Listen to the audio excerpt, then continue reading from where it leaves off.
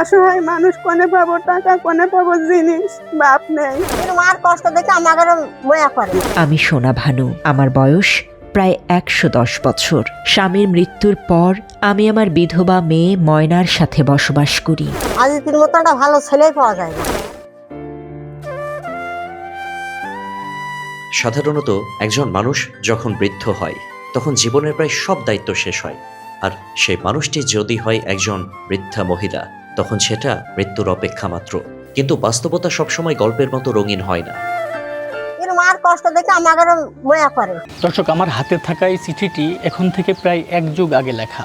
সে সময় চোখে ঝাপসা দেখতে পাওয়া শতবর্ষী বৃদ্ধা গত ৫ বছর যাবৎ চোখে অন্ধকার ছাড়া কিছুই দেখে না। এই চিঠিটি কার উদ্দেশ্যে লেখা, কেনই বা তিনি পুরনো এই চিঠিটি আগলে রেখেছেন এত বছর ধরে?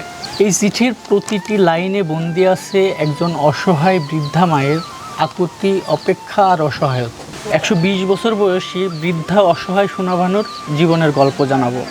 সাথে আছে আমি মেহেদি হাসান।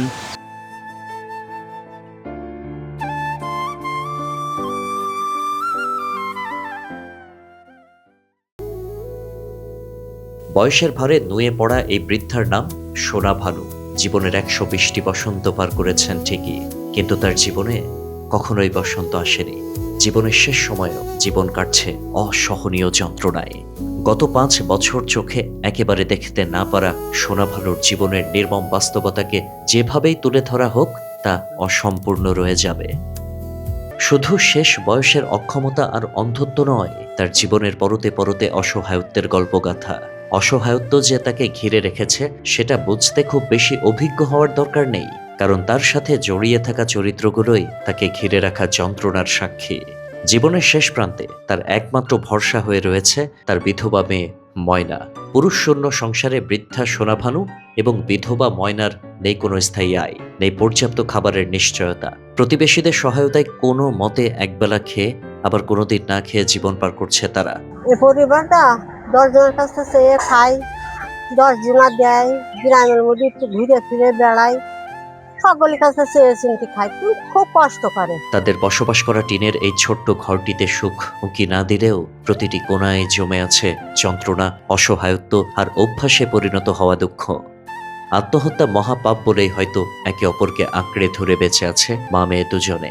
সমাজের সামান্য সহমর্মিতা ও মানবিক সহায়তা মা মেয়ের জীবনে স্বচ্ছতা এনে দিতে পারে, কিন্তু নতুন আশার আলো তাদের জীবনের অন্ধকার দূর করতে অসামর্থ্য হবে। এতক্ষণ বর্ণনা করা কঠিন বাস্তবতার কষাঘাতে থেতলে যাওয়া গল্পটি সোনা ভানুর জীবন গল্পের ট্রেইলার মাত্র। শুরুতে যে চিঠির কথা বলছিলাম সেখানে রয়েছে বুক ভাঙা যন্ত্রণা আর সীমাহীন অপেক্ষায় পার করা ১.৫ যুগ, অর্থাৎ ১৮টি বছর। এটি শুধুমাত্র ১২০ বছর বয়সী অসহায় বৃদ্ধা মা অথবা বিধবা মেয়ের নিয়মিত জীবন সংগ্রামের গল্প হলেও তার নিষ্ঠুর নির্মমতাকে ছাড়িয়ে যেত। কিন্তু তাদের জীবনের গল্পে রয়েছে একটি ট্র্যাজেডি, আইনের ধারা উপধারার বেড়াজালে ১৮ বছর বন্দি জীবনের সেই ট্র্যাজেডি আরো নিষ্ঠুর, নির্মম। অসহায় মা মেয়ের অসহায়ত্বের গল্পের নির্মম ট্র্যাজেডির নাম আজিজ। অন্ধ মায়ের বুকের মানিক আর বিধবা বোনের আদরের ভাই সে। দীর্ঘ ১৮ বছর ধরে কারাবন্দী রয়েছেন তিনি। আজিজ অপরাধী নাকি নিরপরাধ সেটা আজকের আলোচনার বিষয় নয়, সেই গল্পটি জানাবো অন্য একদিন। আজ দীর্ঘ এই ১৮ বছরের বন্দি জীবনের পেছনের যে নির্মম বাস্তবতা রয়েছে সেটুকুই বলবো। এই গল্পটি আরো বেশি ধূসর। শুধুমাত্র আইনি লড়াইয়ের অপরাগতা আজিজের জীবন থেকে কেড়ে নিয়েছে ১.৫ যুগ, আর সেই অপরাগতাই শক্ত দেয়ালের ভূমিকায় রয়েছে টাকা। বাড়ি থেকে কারাগার পর্যন্ত যাতায়াতের গাড়ি ভাড়া জোগাড় করতে না পারায় আজিজের সঙ্গে দেখা করতেও যেতে পারে না তার মা বোন। তাই আইনি লড়াই বা মামলার তদবির করতে পারার কল্পনাটাও তাদের জন্য মহাপাপ। ক্ষমতা আর টাকার জোরে অসংখ্য অপরাধী সমাজে বুক টান করে ঘুরে বেড়ায়, যা দেখে আজিজ অপরাধের শাস্তি ভোগ করছে এই সান্ত্বনাটুকু দিতে পারে না তারা। বাধ্য হয়ে অর্থের অভাবকেই আজিজের দীর্ঘ কারাবাসের জন্য দাবি করেন বৃদ্ধা মা। অক্ষমতাকে নিয়তি মেনে ভাগ্যকে গালি দিলেও মৃত্যুর আগে একবার হলেও বুকের মানিকের শরীর হাত দিয়ে ছুঁয়ে দেখার স্বপ্ন দেখেন তিনি। আপনি তো চোখে দেখতে পারেন না, তাহলে ছেলেকে দেখবেন কিভাবে? আর গায়ে মায়ে হাত বলিয়ে দেখতাম একটু। ক্যামেরাবন্দি না করতে পারলেও কারাগারের 4 দেয়ালের বন্দি আজিজের সাথে কথা হলে সে জানায় গভীর ভালোবাসার নিষ্ঠুরতম শেষ ইচ্ছা। তার শেষ ইচ্ছা শুনলে আশ্চর্য হতে বাধ্য যে কেউ। অন্ধ মায়ের মৃত্যুর পর তার কবরে নিজ হাতে এক মুঠো মাটি দেয়াটাই নাকি তার শেষ ইচ্ছা। জেলখানা থেকে মুক্ত হওয়া মানুষদের দেয়া তথ্য মতে দিনের বেলা কারাগারের কর্মশালায় কাঠমিস্ত্রির কাজ করে আজিজ, আর তালা বন্ধ হওয়ার পর থেকে ঘুমাতে যাওয়ার আগ পর্যন্ত কোরআন পড়ে সময় পার করে। কিন্তু জেলখানায় কারো সঙ্গে কথা বলে না সে। আমি পারিবারিক একটা ঝামেলার কারণে কিছুদিন জেল খেটেছি। জেলে থাকা অবস্থায় আমার আজিজের সাথে পরিচয় হয়। আজিজ জেলখানাতে কাজ এবং ইবাদত বন্দেগী ব্যতীত কোনো ব্যক্তির সাথে কোনো কথা বলে না। সে সবসময় সর্বদাই নিরিবিলি এবং চুপচাপ থাকে। আজিজ ভাইয়ের যে মামলা, সে মামলায় সে 18 বছর ধরে জেল খাটছে। তার এই মামলায় যদি সঠিক তদবির হতো তাহলে এতদিন তার জেলে থাকা লাগতো। 18 বছর জেল খাটার পর সে যে জেলের থেকে বেরোবে এরকম স্বপ্ন সে দেখে না। আজিজ ভাই জেলখানায় চুপচাপ থাকে। তার কারোর সঙ্গে যদি কথা হয়, তার শেষ ইচ্ছা হিসেবে সে বলে যে তার মা মারা গেলে তার কবরে যেন এক মুঠো মাটি দিতে পারে। একদিকে সন্তানকে ছুঁয়ে দেখতে মায়ের অপেক্ষা, অন্যদিকে সন্তানের আকাঙ্ক্ষা মায়ের শেষ বিদায়ে উপস্থিত থাকার। মা ছেলে দুজনের শেষ ইচ্ছা একে অপরের বিপরীত দিকে অবস্থান করছে, কিন্তু মমতা আর ভালোবাসার গভীরতা একই। দীর্ঘ কারাবাসে বাইরের জগতের সাথে বিচ্ছেদ ঘটেছে আজিজের, আর মায়ের অপেক্ষার প্রহর তাকে মৃত্যুর একেবারে নিকটবর্তী করেছে। কারাবন্দি আজিজ সোনাভানুর রাজপুত্র, কিন্তু তার নেই প্রভাব প্রতিপত্তি, নেই অর্থ অথবা ক্ষমতার জোর। তাই আইনের ধারা উপধারার কঠিন বেড়া জালে 18 বছর বন্দি রাজপুত্র আর বৃদ্ধা সোনাভানু সন্তানকে ফিরে পাওয়ার স্বপ্ন চোখে নিয়ে মৃত্যু পথযাত্রী। অন্ধ বৃদ্ধা মায়ের অপেক্ষার প্রহর হয়তো শেষ হবে না, তার আগেই থেমে যাবে তার জীবনের ঘড়ি। সন্তানকে কাছে টেনে শুয়ে দেখার যে অপূর্ণ আকাঙ্ক্ষা তিনি লালন করছেন বছরের পর বছর, তা অপূর্ণই থেকে যাবে।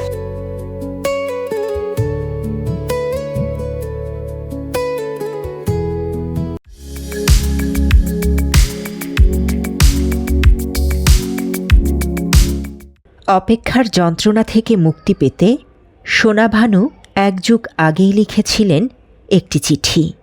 বুকের মানিককে ফিরে পেতে দেশবাসীর উদ্দেশ্যে লেখা সেই আকুতিভরা চিঠি আজও পৌঁছেনি কারো কাছে। চিঠিটি হুবহু সোনাভানুর ভাষায় পড়ে শোনাচ্ছি। দেশের মানবিক হৃদয়ের মানুষদের প্রতি এক অসহায় মায়ের আবেদন। আসসালামু আলাইকুম। আমি সোনাভানু, স্বামী মৃত হারান মিস্ত্রি। আমার বাসা ঝিনাইদহ জেলার মধুহাটি ইউনিয়নে। আমার বয়স প্রায় 110 বছর। জীবনের শেষ প্রান্তে দাঁড়িয়ে আজ আপনাদের কাছে একটি আকুতি জানাতে কলম ধরেছি। আমার বুকের ধন, আমার ছেলে আজিজ গত 6 বছর ধরে জেলখানায় রয়েছে। স্বামীর মৃত্যুর পর আমি আমার বিধবা মেয়ে ময়নার সাথে বসবাস করি। উপার্জনক্ষম সন্তান জেলে থাকার এই দীর্ঘ সময়ে অর্থের অভাবে আমি আমার ছেলের জন্য আইনি লড়াই করতে পারিনি। উপার্জনক্ষম কেউ না থাকায় অনাহারে অর্ধাহারে কাটছে আমাদের জীবন। সন্তানকে মুক্ত করার কোনো উপায় আমাদের নেই। সন্তানের বন্দি দশায় আমি হারিয়েছি আমার শক্তি, আমার সামর্থ্য, আমার স্বপ্ন। সব আশা শেষ হয়ে গেলেও মৃত্যুর আগে ছেলেকে একবার বুকে জড়িয়ে ধরার আশাটা এখনো বেঁচে আছে। অর্থের অভাবে, অসহায়ত্বের কারণে ছেলের জন্য যা করা দরকার ছিল তার কিছুই করতে পারিনি। কত রাত আল্লাহর কাছে কেঁদে বলেছি, হে আল্লাহ, আমার মৃত্যুর আগে একবার শুধু আমার সন্তানকে আমার বুকে ফিরিয়ে দাও। আমার শরীর আর আগের মতো চলে না, চোখে ভালো দেখি না, কানে কম শুনি। প্রতি মুহূর্তে মনে হয় হয়তো এই বুঝি শেষ হয়ে গেল জীবনের সময়। আমার ছেলে যদি একবার ফিরে আসে, যদি একবার মা বলে ডাকে, তাহলে হয়তো সব কষ্ট মুছে যাবে। আমি জানি দেশে এখনো অনেক মানবিক মানুষ আছেন, অনেক দয়ালু হৃদয় আছে যারা অসহায় মানুষের পাশে দাঁড়ান। আপনাদের কাছে হাত জোর করে অনুরোধ করছি, আমি আমার সন্তানকে আপনাদের কাছে ভিক্ষা চাচ্ছি। আমাকে একটু দয়া করুন, আমার বুকের ধনকে আমার বুকে ফিরিয়ে দেন। জানি না আর কতদিন বেঁচে থাকব। তাই আজ আপনাদের কাছে আমার হৃদয়ের আকুতি, মৃত্যুর আগে শুধু একবার আমার সন্তানকে বুকে জড়িয়ে ধরার সুযোগ করে দিন। আপনাদের সামান্য উদ্যোগ, একটি পরামর্শ, একটি সহায়তার হাত পেলে হয়তো আমার জীবনের সবচেয়ে বড় স্বপ্ন পূরণ হবে। ইতি অসহায় মা সোনা ভানু।